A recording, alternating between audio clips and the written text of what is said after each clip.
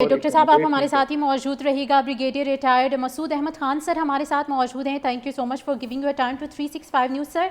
हमने अभी देखा हमास के ऊपर अटैक किया गया है इसराइल की जानिब से, किस तरह से देख रहे हैं आप इस सारी सिचुएशन को? यहाँ देखिए बड़ी सीरियस डेवलपमेंट है खित्ते में और ये नेवर एक्सपेक्टेड कि ऐसा होगा क्योंकि कतर जो है दुनिया में एक माना जाता है डिप्लोमेटिक पावर के तौर पर माना जाता है, स्पेशली जब वो मीडिएशन के रोल में आता है। और हमने देखा, आपको याद होगा अफगानिस्तान के वहां पे भी लोग बैठे हुए थे जब इन्होंने मीडिएट करवाया तो दोहा अकॉर्ड बना। और भी बहुत सारे ममालिक के दरमियान इन्होंने यहीं पे दोहा में बैठ के मीडिएशन करवाया। सो एक फिर अमेरिका का नॉन नेटो एलाई है, मेजर है, अमेरिका के साथ बड़े करीबी ताल्लुकात हैं, इवन इसराइल के साथ बड़े अच्छे इनके ताल्लुकात हैं। इसके बावजूद जब आपके सॉवरेनिटी की वायलेशन होगी और टारगेट असैसिनेशन होगी तो फिर आप देखें कि एक अलार्मिंग सिचुएशन है बाकी रेस्ट ऑफ द कंट्रीज। तो आज कतर में किया तो कल तो किसी और पे भी कर सकते हैं, स्पेशली जो छोटे ममालिक हैं, चाहे देखें चाहे वो बहरीन पे जा सकते हैं, यूएई पे जा सकते हैं, हमला कर सकते हैं। तो जी बड़े मसले इसमें पैदा हो सकते हैं।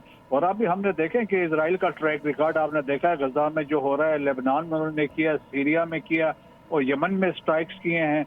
और फिर तो आगे फिर ये बड़े जो ममालिक हैं तो उन पर भी ये स्ट्राइक कर सकते हैं। तो देयरफॉर मेरा ख्याल में कि अब टाइम आया है कि जो स्पेशली दी अरब लीग जी का हम देखेंगे रिस्पांस क्या होगा। ठीक है। Discipline brigadier retired Masood Ahmed Khan sir हमारे साथ मौजूद है और माहिर बैन अल-अक़वामी उमूर डॉक्टर साजिद खटक हमारे साथ मौजूद है। आपका बहुत शुक्रिया।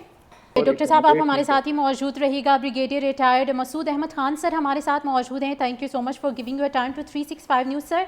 हमने अभी देखा हमास के ऊपर अटैक किया गया है इसराइल की जानिब से, किस तरह से देख रहे हैं आप इस सारी सिचुएशन को? यहाँ देखिए बड़ी सीरियस डेवलपमेंट है खित्ते में और ये नेवर एक्सपेक्टेड कि ऐसा होगा क्योंकि कतर जो है दुनिया में एक माना जाता है डिप्लोमेटिक पावर के तौर पर माना जाता है, स्पेशली जब वो मीडिएशन के रोल में आता है। और हमने देखा, आपको याद होगा अफगानिस्तान के वहां पे भी लोग बैठे हुए थे जब इन्होंने मीडिएट करवाया तो दोहा अकॉर्ड बना। और भी बहुत सारे ममालिक के दरमियान इन्होंने यहीं पे दोहा में बैठ के मीडिएशन करवाया। सो एक फिर अमेरिका का नॉन नेटो एलाई है, मेजर है, अमेरिका के साथ बड़े करीबी ताल्लुकात हैं, इवन इसराइल के साथ बड़े अच्छे इनके ताल्लुकात हैं। इसके बावजूद जब आपके सॉवरेनिटी की वायलेशन होगी और टारगेट असैसिनेशन होगी तो फिर आप देखें कि एक अलार्मिंग सिचुएशन है बाकी रेस्ट ऑफ द कंट्रीज। तो आज कतर में किया तो कल तो किसी और पे भी कर सकते हैं, स्पेशली जो छोटे ममालिक हैं, चाहे देखें चाहे वो बहरीन पे जा सकते हैं, यूएई पे जा सकते हैं, हमला कर सकते हैं। तो जी बड़े मसले इसमें पैदा हो सकते हैं।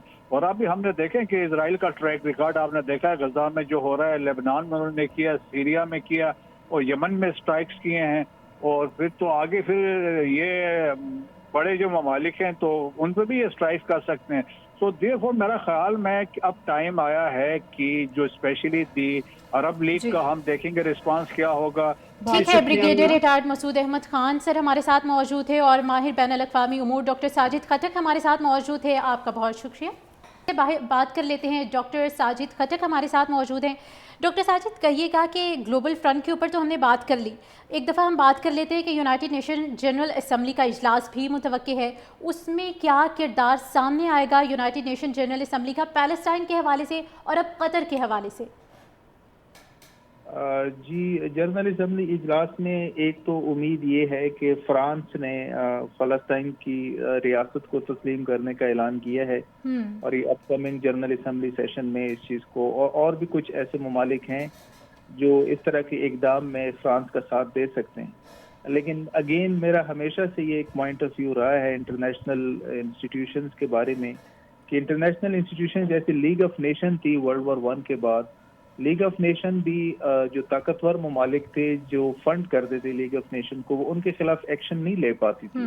इसी तरीके से यूनाइटेड नेशन की अपनी कोई इंस्टीट्यूशनल और स्ट्रक्चरल कॉन्स्ट्रेंट्स हैं। वो यूनाइटेड नेशन का सबसे बड़ा जो फंडर है वो यूनाइटेड स्टेट्स है और जो ट्रम्प है उसने कई दफ़ा ओपनली यूनाइटेड नेशन को भी थ्रेट किया है कि आप हमसे पैसे लेके हमारे इंटरेस्ट के खिलाफ अगर काम करेंगे तो हम आपकी फंडिंग रोक देंगे। और वो पिछले दौर में जब ट्रम्प ने यूनाइटेड नेशन जनरल असम्बली को एड्रेस किया था तो नेशनल असम्बली वहाँ उसकी फ्लोर के ऊपर उन्होंने बाकी ममालिक से कहा था कि आप लोग भी जो यूनाइटेड नेशन है उसको आप फंड करें, हमारी फंडिंग बहुत ज़्यादा जा रही है। बात करने का मकसद ये है कि यूनाइटेड नेशन जनरल असम्बली एक अच्छी ऑर्गेनाइजेशन है, इसका होना एक उम्मीद है, लेकिन इसने अब तक कोई खातिर ख्वाह ऐसा किरदार अदा नहीं किया कि जिससे फ़लस्तीनियों को जो है वो कोई रिलीफ मिला हो।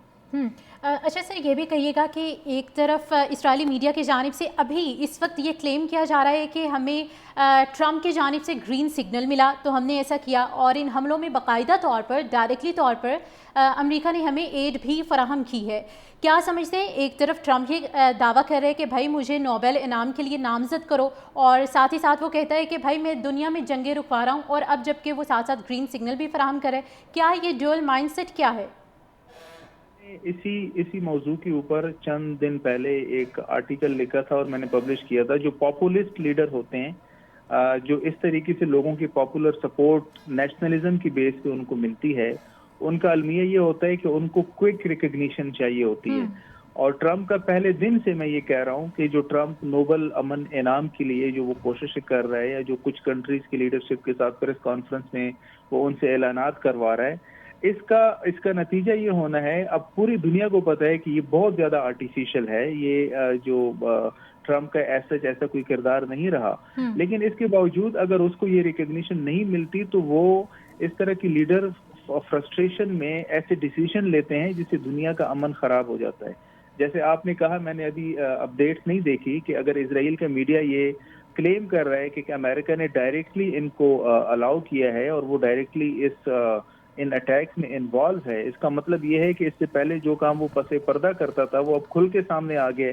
तो इससे जो ट्रंप की डुअलिटी है वो तो खैर अपनी जगह पे अया है, लेकिन मसला ये है कि इससे नुकसान यूनाइटेड स्टेट्स का ही होगा।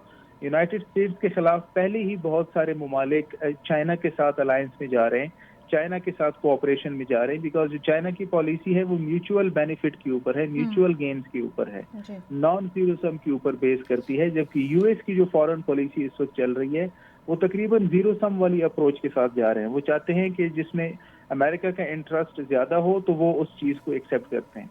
तो मेरा ख्याल है कि in the long term United states को भी इस चीज का एहसास हो जाएगा कि इजराइल को टोटली सपोर्ट करना वो कितना नुकसानदेह उनके लिए और उनकी हेजमनी के लिए हो सकता है।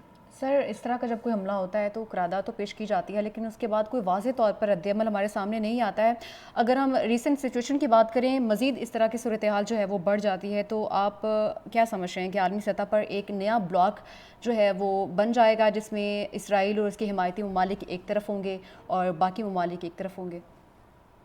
बनना चाहिए, और मैं ये समझता हूँ कि यूनाइटेड नेशन के अंदर भी डेमोक्रेसी होनी चाहिए, और इससे बढ़कर यूनाइटेड नेशन सिक्योरिटी काउंसिल जो यूनाइटेड नेशन का सबसे स्ट्रॉन्ग जो है वो ऑर्गन है, उसके अंदर भी डेमोक्रेसी होनी चाहिए। ये जो वीटो पावर्स है चंद ममालिक के पास, आपको पता होगा गजा में ट्रूस के हवाले से कितने रिजोल्यूशंस पास हुई हैं, सिर्फ एक कंट्री ने उसको वीटो किया है और वो यूनाइटेड स्टेट्स है। इससे ये हमें पता चलता है कि जो पूरी दुनिया का अमन है वो चंद 5 ममालिक के हाथ में है।